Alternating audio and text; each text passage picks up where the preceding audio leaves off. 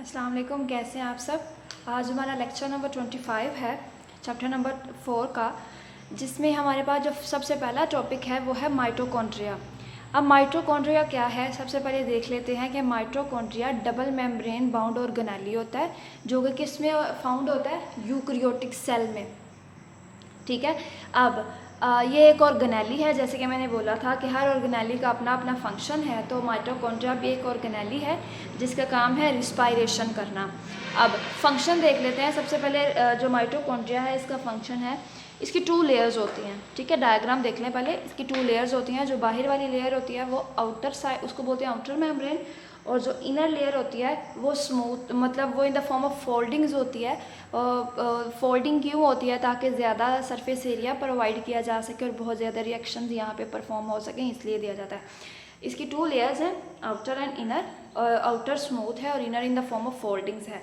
अब हमारे पास इसका फंक्शन क्या है कि ये रिस्पायरेशन करता है। ठीक है, रिस्पायरेशन करने के अलावा ये पावर हाउस ऑफ सेल है, मतलब सेल को जितनी भी एनर्जी चाहिए होती है वो कौन प्रोवाइड कर रहा होता है, वो हमारे पास माइटोकॉन्ड्रिया प्रोवाइड कर रहा होता है।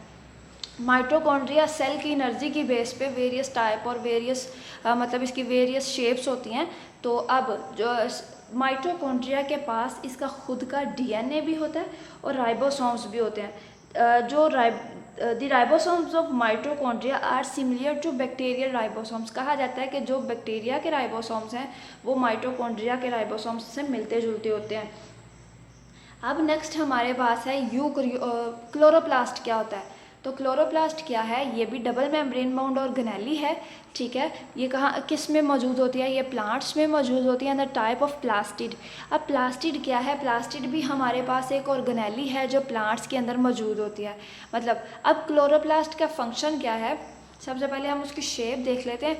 इसकी 2 लेयर्स होती हैं, आउटर लेयर या कह लें outer membrane and inner membrane. अब ये जो ब्लैक कलर के आपको बॉक्सेस टाइप नज़र आ रहे हैं, अगर हम एक की बात करें तो ये है थैलाकॉइड मेम्ब्रेन। ठीक है, लेकिन अगर हम उस पूरे बॉक्स की बात करें तो हम उसको कहते हैं ग्रैनम। इस ग्रैनम के अंदर मौजूद होता है फोटोसिंथेटिक पिगमेंट। ठीक है, जो हम कहते हैं ना कि प्लांट्स अपनी खुराक खुद प्रिपेयर करते हैं, तो वो जो फोटोसिंथेटिक पिगमेंट है वो होता है क्लोरोफिल। प्लांट्स के अंदर जो पिगमेंट मौजूद होता है ना वो क्लोरोफिल होता है, उसकी मदद से ही वो प्लांट्स जो है ना। अब हम इसकी डेफिनेशन देख लेते हैं। The outer membrane is smooth. अब जो क्लोरोप्लास्ट है इसकी आउटर मेम्ब्रेन स्मूथ है, while the inner membrane give rise sacs to card thylakoids. अब जो इनर मेम्ब्रेन है इसने वो जो थैलियाँ सी बनाई है, हम उसको थैलाकॉइड्स बोलेंगे। अब the stack of thylakoid is called granum. ये जो छोटे छोटे स्टैक बने हुए हैं, छोटे छोटे पैकेट बने हुए हैं, इसको हम ग्रैनम बोलेंगे।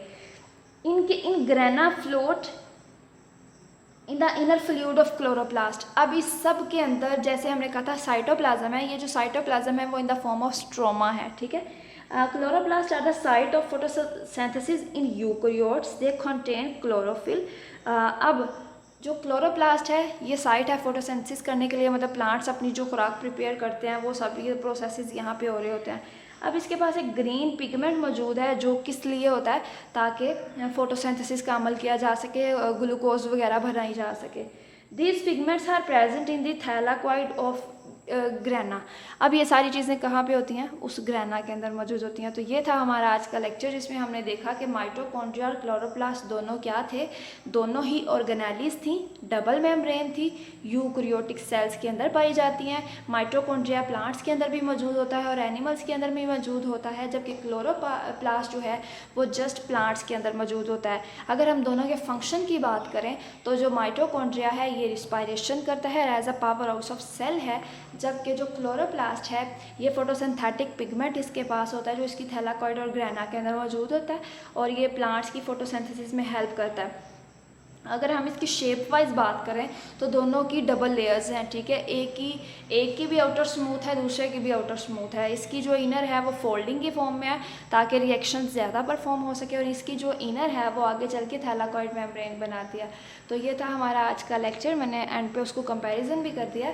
Thank you so much, stay home, stay safe, अल्लाह हाफिज़, अपना बहुत ख्याल रखिएगा।